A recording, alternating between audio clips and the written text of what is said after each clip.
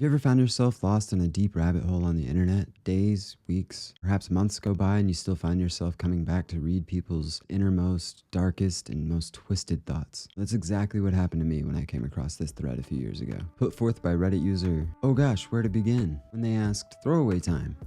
What's your secret that could literally ruin your life if it came out?" What's up, YouTube? Gemini Johnny back again with another episode of Sunday Scaries. A couple weeks ago, we browsed through askreddit and took a look at some of the most insane paranormal stories I've ever heard. Today's gonna be a little different. It's not exactly paranormal. It's not really glitch in the matrix. To be honest, it's not even really unexplained, which is kind of the main topic I like to keep my channel based around. But it is one of the most interesting things I've ever come across on the internet, and I legitimately for months was going back to read through this thread. It had about 45,000 comments by the time it was archived, and a lot of those are some of the wildest things that I've ever heard people admit. For months, that's what I spent my days doing. I found it while we were still on lockdown, so I didn't really have a whole lot to do with my days. But I remember as I was reading it back then, man, this would make a great YouTube series. I would love to watch people just talk about these and go through these. And I've never seen it. I've never seen it done on YouTube. It may be somebody else may have covered this thread before, because it's a fairly, like I said, 45,000 comments. So a lot of people have heard of it. But now I have a YouTube channel and people actually watch.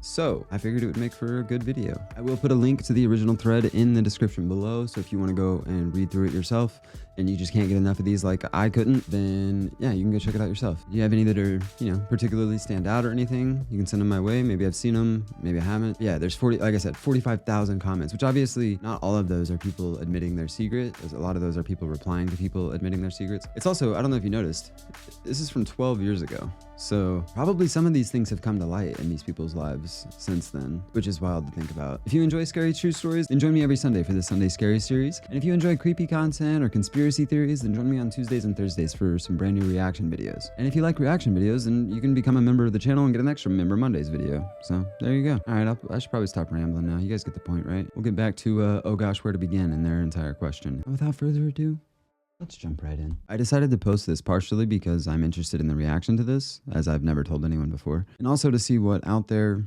effed up things you've done. Sort of things that make you question your own sanity, your own worth. Surely I can't be alone. Yes, I am, and don't call me Shirley. Sorry. It's also annoying that they put a link to their secret, but then that requested URL is not found. Whack. I forgot about Cumbox. Oh my god. Oh my god. I don't even know if I could. Probably can't even use that. Side note, if you do go check this thread out, one of the most popular stories that's on there is one that you'd probably read and be like, why wouldn't you put that in the video? That's the wildest thing I've ever heard. There's pictures. This guy's clearly not joking, but for obvious reasons, if you do go read that story, it's about a box. That's all I'll say, okay? But it's not exactly YouTube terms of service appropriate. So unfortunately, even though that is one of the most horrific things I've ever heard in my life, probably won't be covering that one in. Maybe I will, and can I mute it? I wonder if I can. No, you can't show that, dude. Also, don't really want that to be associated with me in any way, shape, or form.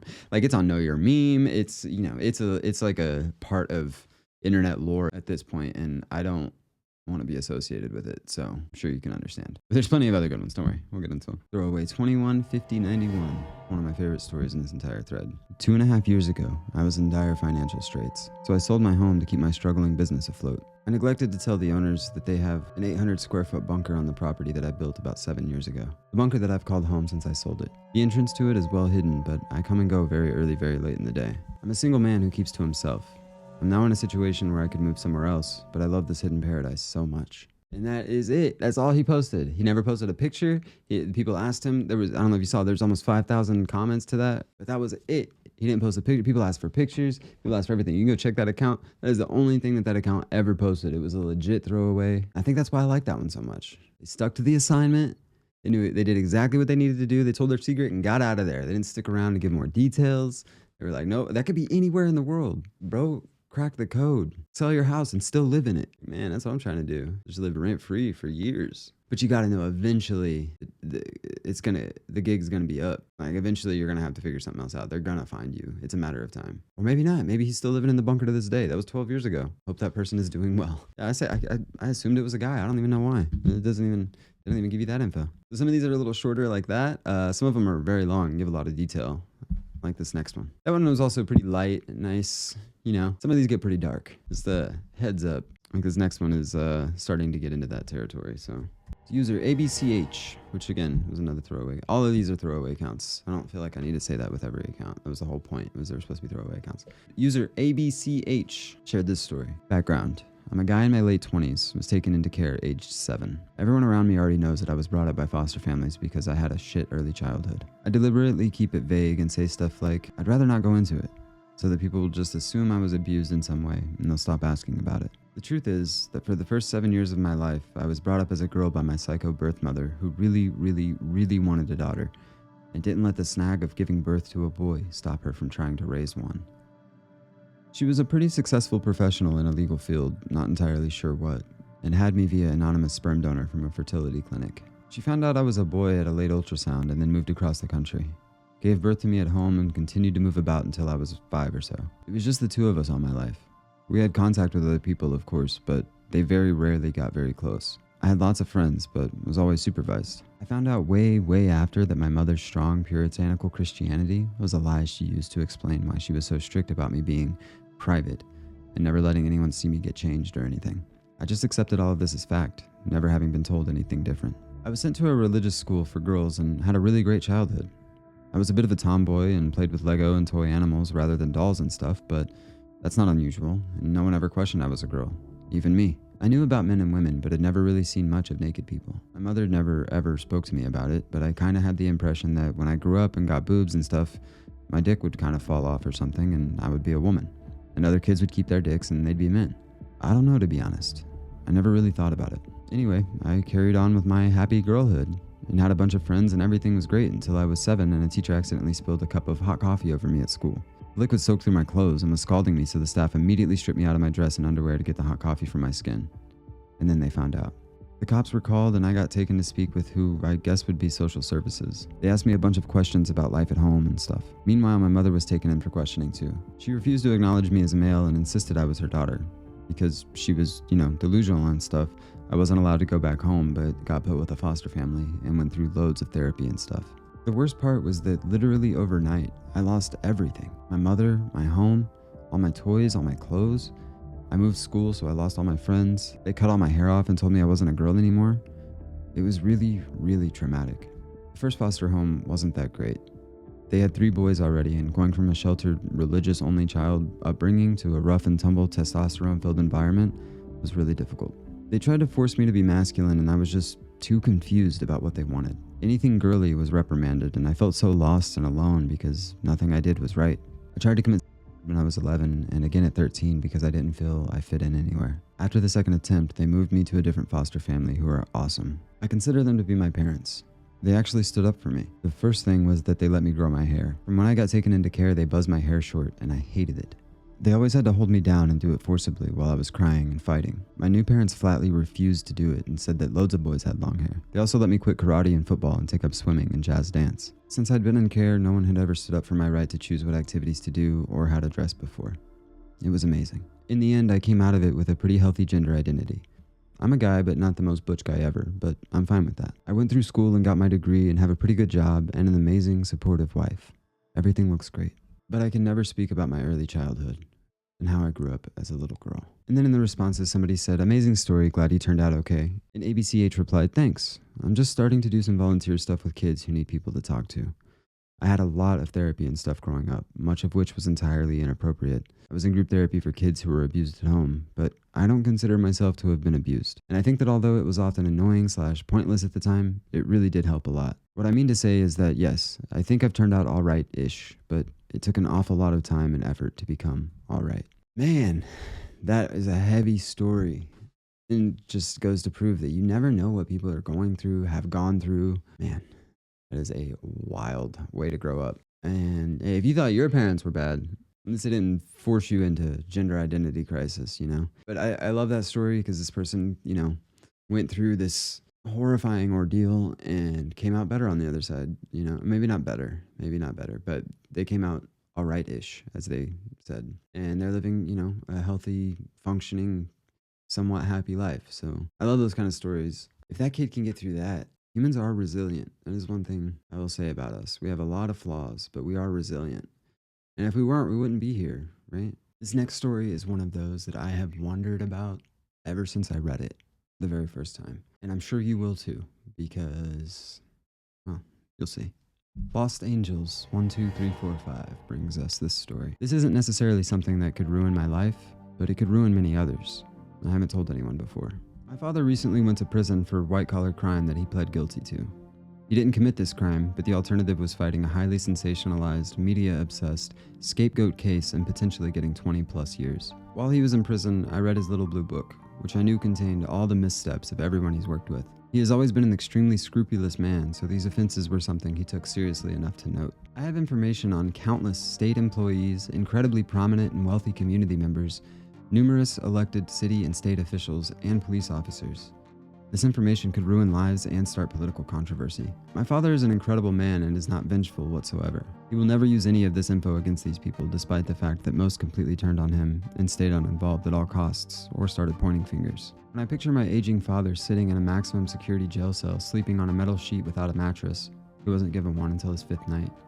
I am filled with rage for these people who could have stood up for their friend and prevented this, while he still continues to be loyal. I still haven't decided which campaigns, if any, I'm going to ruin in the upcoming elections. Now, obviously, crazy story, if it's true. And that was the only thing that account ever posted, so it was very much a throwaway account. But if you go to the account and look at their other comments, this one caught my eye. It sounds oddly familiar. Interesting. Thanks for the well wishes, I appreciate it. And also that you understand it's not as simple as it seems. So this story is interesting as well. From EWTC Throwaway, they said, obviously a throwaway. I worked for a man who ended up pleading guilty to felony charges for a white-collar crime. The case attracted a great deal of media attention. Many people reading this have heard about it. He was initially told that if he cooperated with the authorities, he would not be prosecuted, but that deal was broken midway through due to the politics of the case. The business issue in question is extremely complex, and virtually no one outside of maybe 50 or so people involved understood it. When the government decided to prosecute, his lawyer advised him to plead guilty since he could never defend himself due to the complexity/politics of the issue. I feel bad for him to this day. His professional life is ruined and the case/fines virtually bankrupted him. As to his guilt, it's extremely debatable, as someone who actually understands what exactly was going on. And there's a long list of people who had far more guilt but less notoriety than him. We talk now and then. It's interesting that every single person who worked with and for him has done everything to help him for what it's worth. Getting railroaded sucks, and it doesn't just happen to the poor. Good luck. I know the whole purpose of this thread is that these are all supposed to be anonymous and throwaway accounts, but I cannot help but wonder who that was. It's a public case that a lot of people are supposed to know about. I've probably heard of it. My first thought was Epstein, but I'm pretty sure he didn't have kids. And the next that came to mind was John McAfee, but I'm not actually sure that he did any jail time. But then it probably wouldn't be McAfee either, because, you know, he ran forever and then he died waiting to be extradited while sitting in prison. So I don't think it's about him either.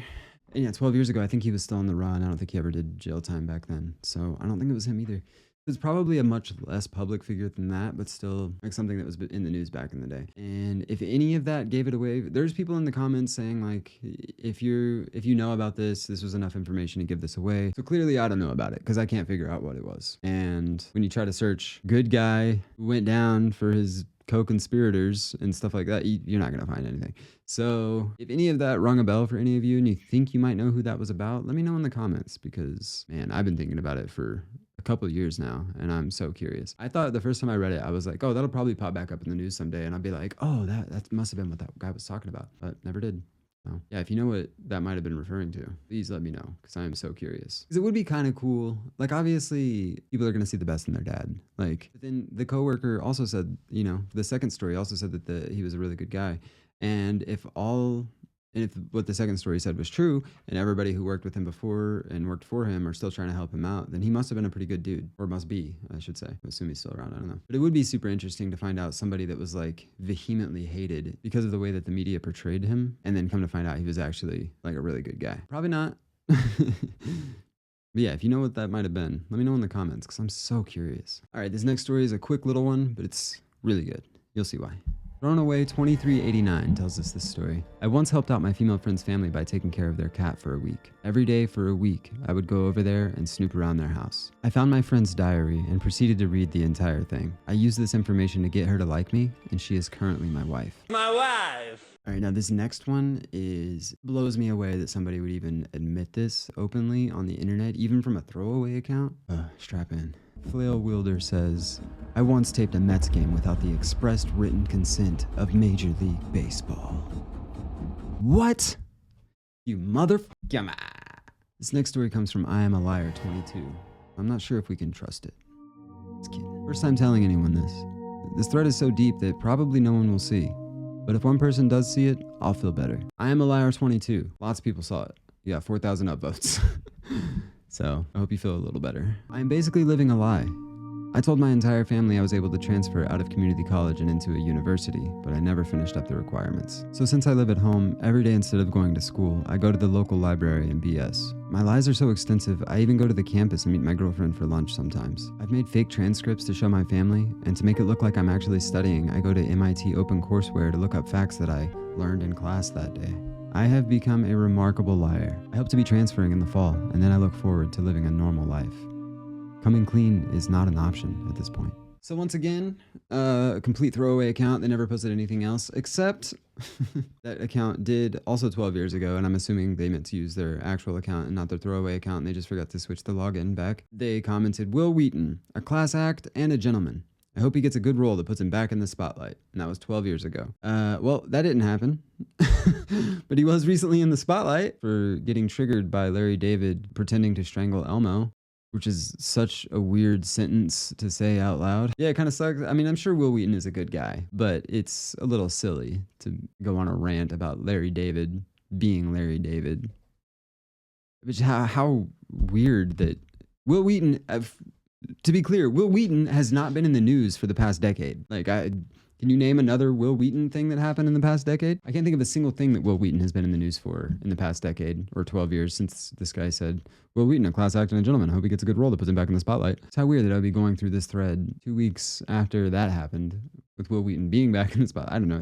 Am I tripping? Am I the only one to see how weird this is? And one of the most interesting things about that story is how many people replied to that saying that they've been in a similar situation. I've heard many, many stories, not just reading through this thread, but many stories of people lying about getting into college, getting into the college they wanted to. People put so much pressure on college and what college you go to and the grades you're going to get. I think we're finally getting into the day and age where people realize that that's not the only way to be successful in life. Yes, obviously, if you want to be a lawyer or a doctor or some specialized field, you're probably going to have to go to school. But if you want to be a business owner or an artist of any kind, obviously, or I don't know, I mean, you can be successful without college. Now, if that's your goal, you want to go to college and you want to have that experience, by all means, do it. But if you're just wanting to go to college because you don't know what else to do, and I don't even know why I'm talking about this because most of my audience are not people that are going to be going to college. Most of my audience is like my age and up, which I love you guys for. Like we have a bunch of mature conversations, not a bunch of children making my stuff annoying. But we are getting into this day and age where people don't need college. Like college is a huge financial burden. And unless you get to go for free, basically, to me, it's not worth it. That's why I dropped out. I knew I didn't need a film degree. I knew I didn't need a theater degree. Fun fact, I went to college for musical theater. Yeah, you really don't need a degree to do that. You just need to be able to do musical theater. And I realized while I was going to college for musical theater, but also working in a professional musical theater to pay my bills, it dawned on me that, hey, I'm taking on these thousands and thousands of dollars in student loan debt when I'm doing the thing that I'm supposed to be going to school to be able to do eventually. So I'm already doing that. So like, what, so I mean, I was a perfect case. Like you don't need to go to acting school. You don't need to go to film school. Like if you want to make movies, you want to act, you want to be a comedian, you want to do any of that kind of stuff, there's no school that you need to go to. You just need to go do it. And I'm sure that applies to a lot of other things as well. Like if you want to be a business owner, you'll probably learn a lot majoring in business and going to a university or a community college or something. Nothing that you learn there can't be learned online. It's the glorious thing about the internet. You can learn everything. Whatever you want to learn is out there. You have a question? Google it. DuckDuckGo. Whatever. I don't care. Go Bing if you want. If you're that kind of weirdo. Just kidding. Bing's fine. But I feel like families put all this pressure on kids to go to college, and it's not necessarily even their fault because we've been told for years and decades at this point, be successful, go to high school, get good grades so you can get into a good college, work hard, get good grades in college so you can get out and get a good job. I've heard this from many, many people throughout my adult life. Not one single person has ever been asked for their GPA. Maybe in like health fields and stuff, you might get into some of that. I don't know. But in just like normal jobs, nobody's going to go check, one, that you even have the degree you say you have. Like, when I apply for jobs, I don't put that I have a degree. Like, I don't lie, but I do put that I went to college, even though I dropped out. 'Cause, they're not going to go check. They're not going to go contact Wichita State University and be like, did he finish his musical theater degree? No, because who gives a shit? Yeah, I don't know. I could ramble on and on about the traditional schooling path, but it is very frustrating. I put blame on the system at large because the reason they want you to go to college is so that you will be unburdened to them. And to round it back to the point, you always hear these stories. Like there was one tragic story of someone who was in that exact situation where they had been lying to their family about the school they had gotten into because their family had pressured them into going to college, and it seemed like they didn't get in anywhere, so they just lied about getting in, and then they kept up that lie until eventually they didn't see another way out, and they ended up their entire family. It's really sad. So I guess my point is, don't pressure your kids into going to college. And if they say they don't want to go, help them figure out how to do life without going to college. You can do it and you can be successful and you can make like all the money. Like you don't have to, the money's out there. You just have to figure out how to tap into it. Yeah, I don't know, I'm rambling. Lord, I was born a rambling man. And real quick, before we jump into the next story, this was another comment I saw in here that, look, if you find yourself in any of these situations or something similar, or just sometimes might need a helping hand, I wanted to throw their comment on the screen real quick too. If any of you need any of these phone numbers, there's no shame in calling, asking for help. So look, pause, screenshot if you need it, or you think you might. Keep this in mind if you ever need to come back to it. You can also just Google these numbers, but reach out to someone. Especially, these are so easy to reach out to. They're non-judgmental. They're not, they're not gonna like report you, and you can do it completely anonymously. So if that's something you feel like you need, here's some resources.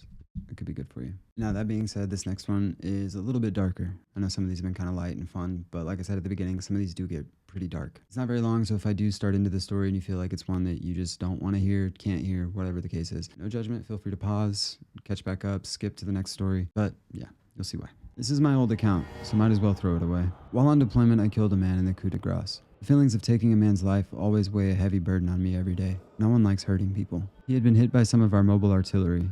While part of me wanted the bastard to be in pain, it wasn't right. My medic was busy with my wounded, and as the officer on duty, I took out my .45 and put one in his head. I knew my boys wouldn't say anything. Most just watched, accepted it as a fact of war, and kept walking. I remember throwing up afterwards. I came home and everyone acted like I was a hero. I never felt like more of a sham my entire life. Lots of deleted comments under this one.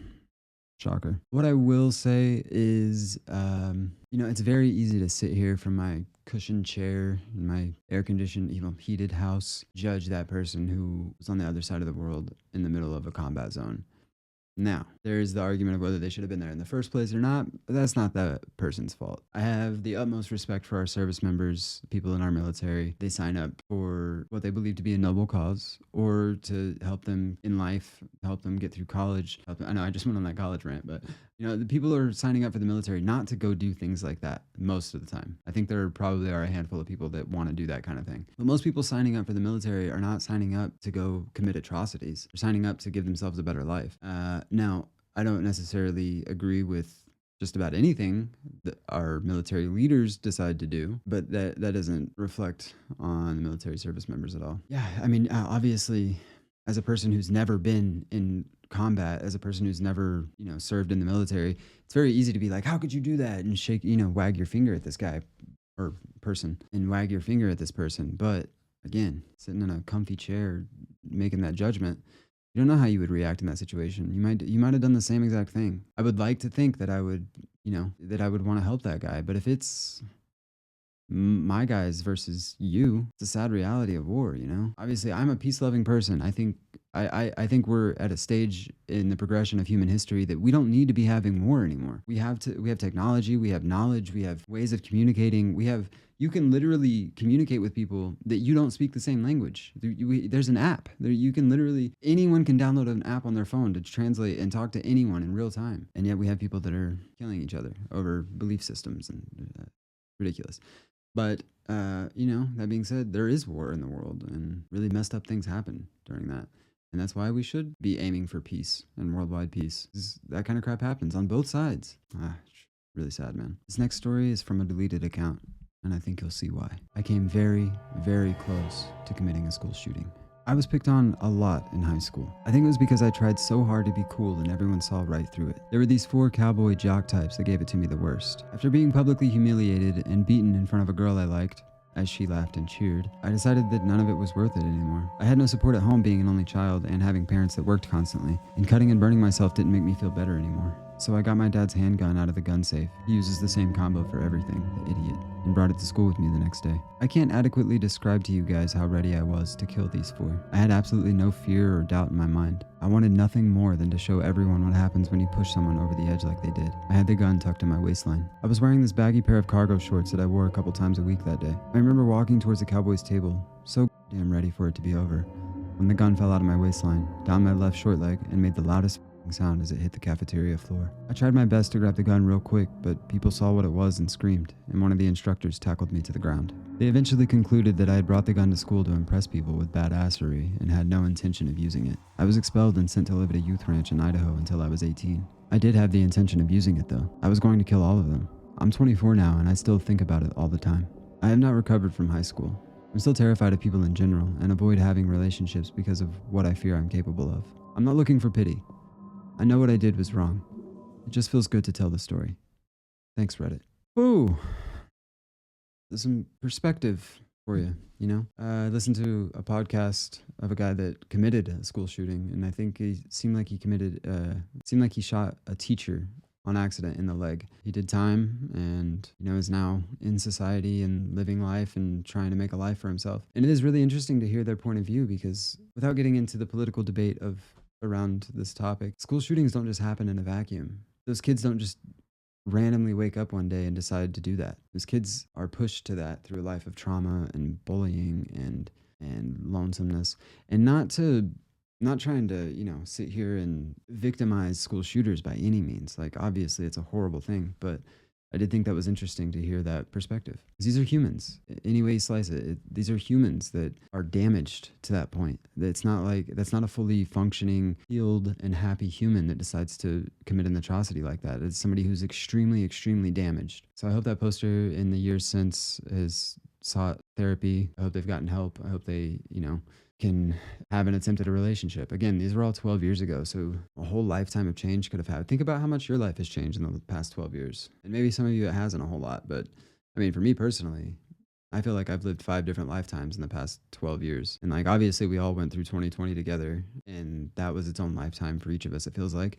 But, yeah, 12 years ago, man, I was a completely different person. So it does make me wonder, like, where does someone like this end up? I hope they're doing okay. I hope they have sought healing. All right, a lot of these guys are really, really good.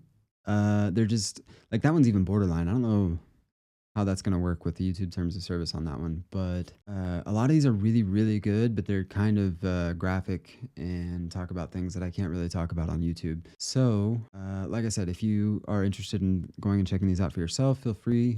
Put the link to this subreddit or this thread, this askreddit thread in the description below. You can also find a link to the entire Sunday Scaries playlist. You can go back and listen to the old episodes. I have a couple of subscriber submitted scary stories now, one glitch in the Matrix and one paranormal. And we'll probably jump back into one of those next week. But yeah, I wanted to do this one because these are super fun. Or super fun is not the correct term, but they're really interesting, I should say. Let's do a couple more and then I'm going to go through some comments and then we'll wrap this thing up for today. Rakesh says, I pick my nose and eat it with some regularity. No one knows that I do this, including my girlfriend, who I spend every night with. It probably wouldn't be all that catastrophic if people found out, but it certainly feels that way to me. Hey, Rakesh, it would be catastrophic if people found out, and I am hardcore judging you. That is so gross. Seek help. And that goes for anyone out there. If you're picking your nose and eating it and you can't stop, find a therapist, because that's not a normal thing to be doing. I don't care that you like the salty crunch, okay? It's gross. Stop it. This was me going through this entire thread. After reading every one of these, this was my thought. I've never read so many comments on Reddit in my life. Same. I've spent literally hours on this thread at this point. Especially between the time doing it for this video and the time that I used to just sit and just read them out of pure fascination. This thread makes me realize what a good, boring person I am. Same. I thought I had a weird, interesting life, but man, some of these people live through some wild stuff, man. And this final comment is my favorite. Yesterday, I thought I had problems. Today, my life is grand. And that's exactly how I felt after reading this thread for the first time. Like, any of my problems I thought I had were nothing in comparison to a lot of these other people. And to be fair, somebody having worse problems doesn't make your problems invalid by any means.